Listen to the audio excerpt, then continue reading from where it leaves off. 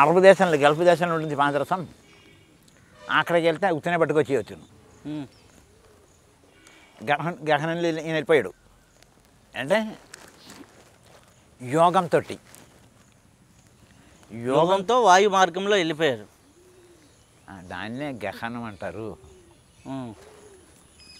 వెళ్ళిపోయి అక్కడ వెళ్ళి పాదరసం ఉండే చూసి ఇక్కడ వెళ్ళినప్పుడు ఆనపకాయ, ఎండిపోయిన ఆనపకాయ ఒకటి తీసుకొని వెళ్ళాడు. సరే పాదరసం తీసి వచ్చేటప్పటికి అక్కడుండే జన్నీలందరం పట్టుకొచ్చాడు. ఎవరా నీ దొంగ మా దేశానికి వచ్చి మా పాదరసాలు పట్టుకుపోతున్నావుంటే, క్షమించాలండి నాకు అవసరం వచ్చి ఇలాగ వచ్చింది.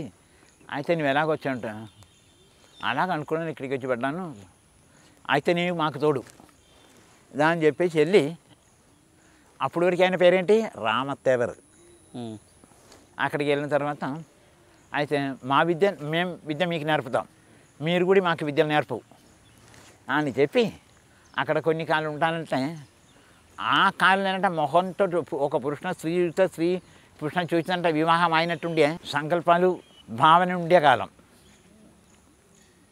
సరే వీడికి భోజనాలు ఈయన కూడా మనతో ఉన్నాడు, ఆయనకి ఆకలిస్తుంది, ఆహారం కావాలి, మనం తిన్నప్పుడు తినాలంటే ఏం చేయాలి?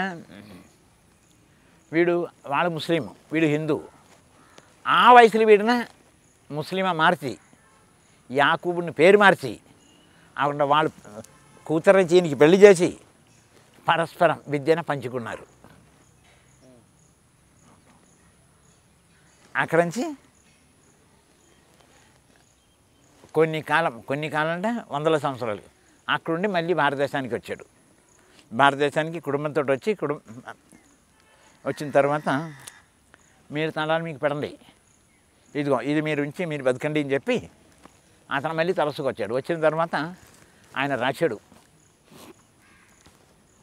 మొదలకాండం అంటే తొలికాండం, 2వ కాండం, 3వ కాండం, 4వ కాండం నుండి 4 గ్రంథాలు రాసిచ్చాడు.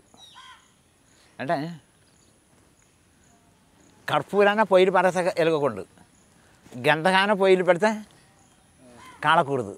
గంధం ఇదంటే నిప్పు పెట్టడం మాత్రానికి పట్టుకునేది కదా, దాన్ని ఆర్పడానికి ఎవరి తరం కాదు. ఉప్పు పొయ్యిలు పెడితే పేలకూడదు.